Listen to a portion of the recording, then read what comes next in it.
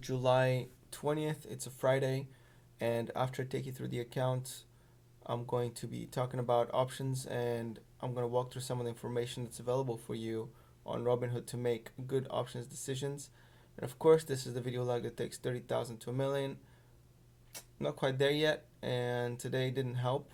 Today meaning Friday.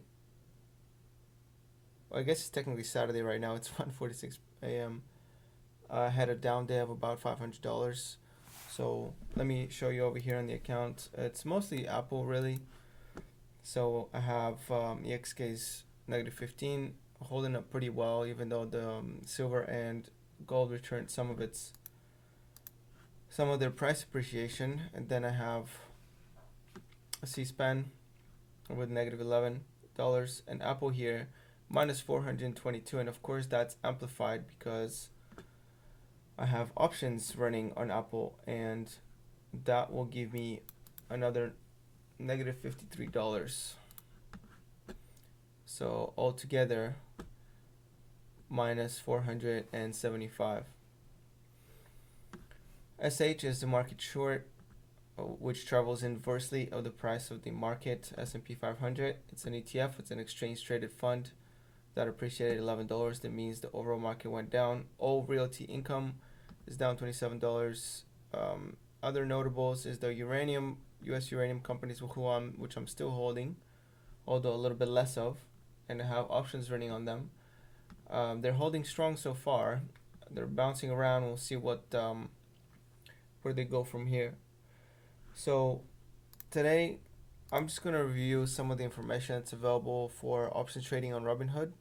Just some of the simple terms, and not going to get into too complex of terminology. So I want to look at this hyper risky money wasting trade that I did with energy fuels, and it is a call buy, and I bought 20 of them expiring on August 16th. They're currently worth 8 cents each. Just by scrolling down, you can see all your options informations here. This information just tells you some general information about all of your options, right? So I have 28 contracts running. The current value of the options is negative 299.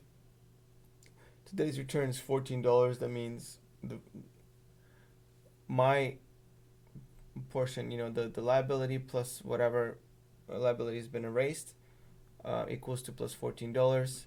Total return from all the options is 424. So all the option play that I've done for energy fuels so far is yielding me negative 424. Now that does not count all the options that have expired in the past, or options that I've bought and sold.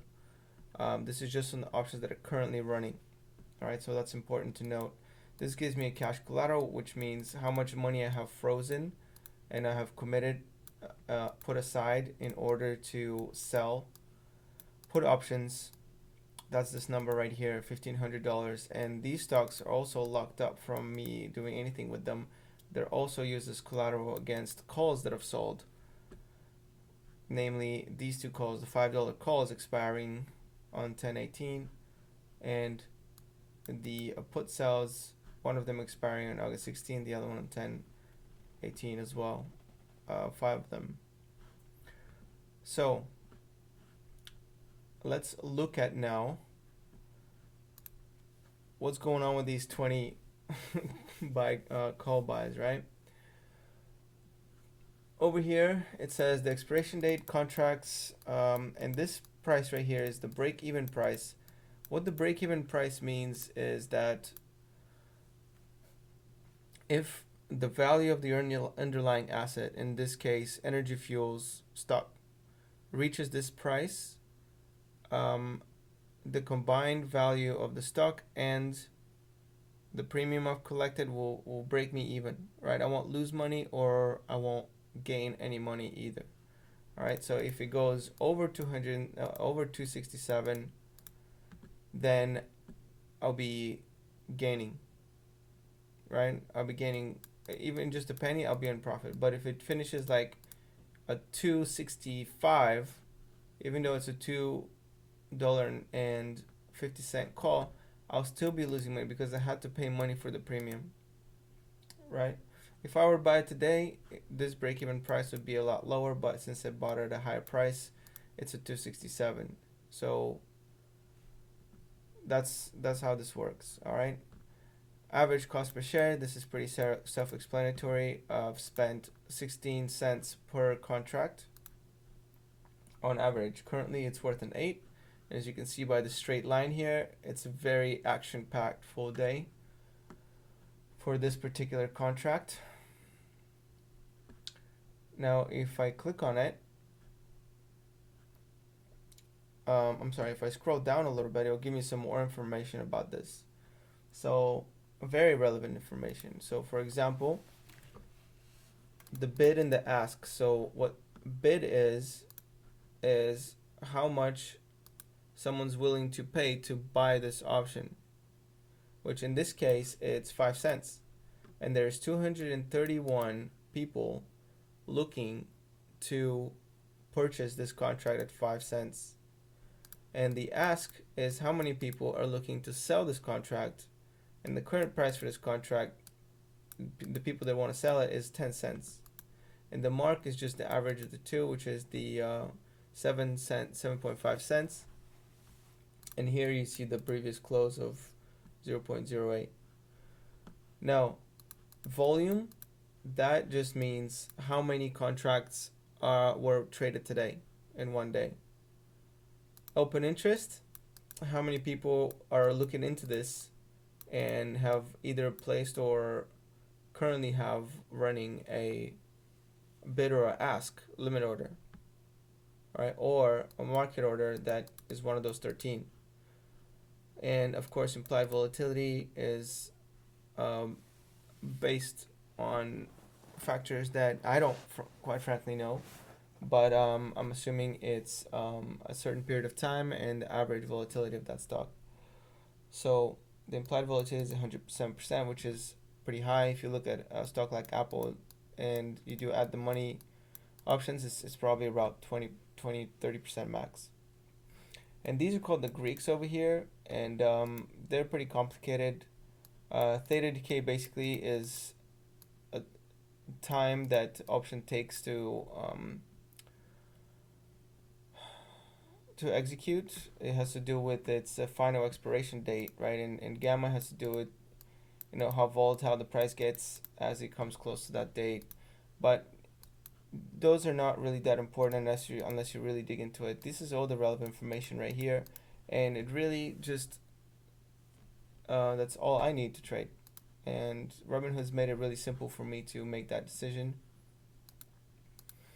So this some of the information that it gives is very relevant. It helps me a lot. It helps me to track down how much my total loss is, what my cost is, so what the current market value is of the option, and all the big important numbers are up at the top and they're highlighted, so it helps me keep track of everything. So that's energy fuels. We can even look at one option of Apple. Let's say the call sell that I have for Apple right now for my 100 shares.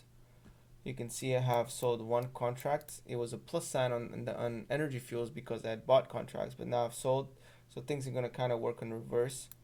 Market value of this option is negative $1,523, and I'm hoping that goes down to zero if Apple finishes at $200 on January 7th.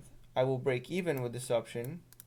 You can see that if Apple ends up at 112.1 or under, so it travels in reverse, not over, if I want to make money. This is the today's return, $182. It's a positive number because Apple went down a few percent. Total return since I opened up the contract is negative $313. Average credit per share, $12.1.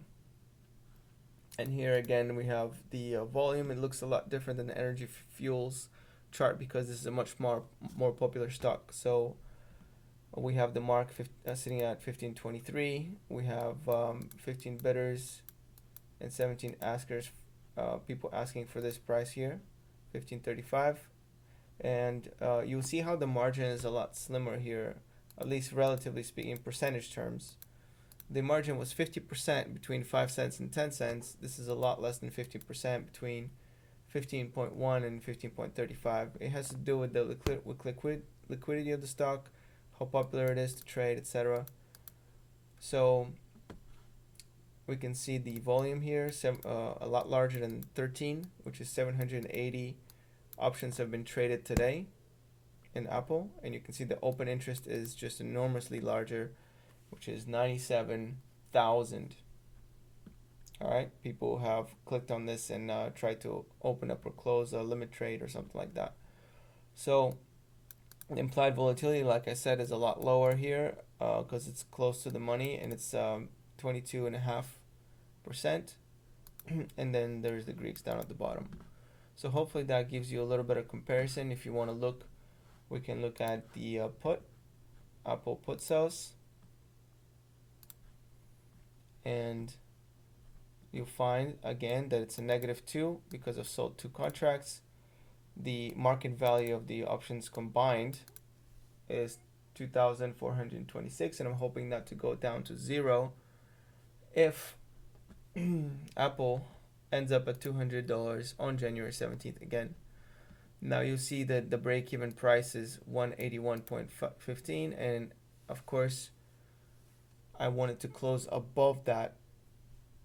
Right, I will be actually losing money if it closes below, because I'll have to buy Apple at 200 and it will subtract the premium, so I'll end up with a loss unless I just hold on to the shares and accept the fact that I've bought them at an overpriced price. Here is the information. Volume 374, open interest 47,000. Puts apparently are less popular to trade at the same price out to January 5th, 17th. Half roughly as popular as the calls. Implied volatility is a tiny bit larger. So these are the options here. You can see the today's return minus $236 because Apple went down, and my total return is $1,300 for this option. Now they run counter towards that call that I've sold, so in total the 3 options together is probably around $1,000 winning so far from the options play. All right, I just wanted to run down through some of the information that I use, and it's really enough for me. You can, if you didn't know what all these numbers meant, now you do, and it's a good way to figure out how liquid an option is, how tight the margin is, how easy it is going to be for you to go in and out of an option. Also, an easy way to track the progress of what's going on with the options on Robinhood. I think the Robinhood platform is really cool because it makes it a lot more simpler. It's not just a block of numbers like some other options trading platforms that I've tried. So anyway, I just wanted to help clear some things out if you guys didn't know what all these numbers meant. So and also update you on the account. Lost about $500 worth of value today. I'm curious how the weekend goes, if gold and silver are going to keep correcting, if uranium US companies are going to bounce up. It's always interesting to see what the next week helps transpire. All right, I think with that said, I'm going to close it off right now. I'm going to be trying a new video editing program, so I don't know if the video is going to be better or worse, and so I'm just testing things out, trying to improve the quality of these videos so for you guys that watch them. All right, this vlog is now officially over. Peace out.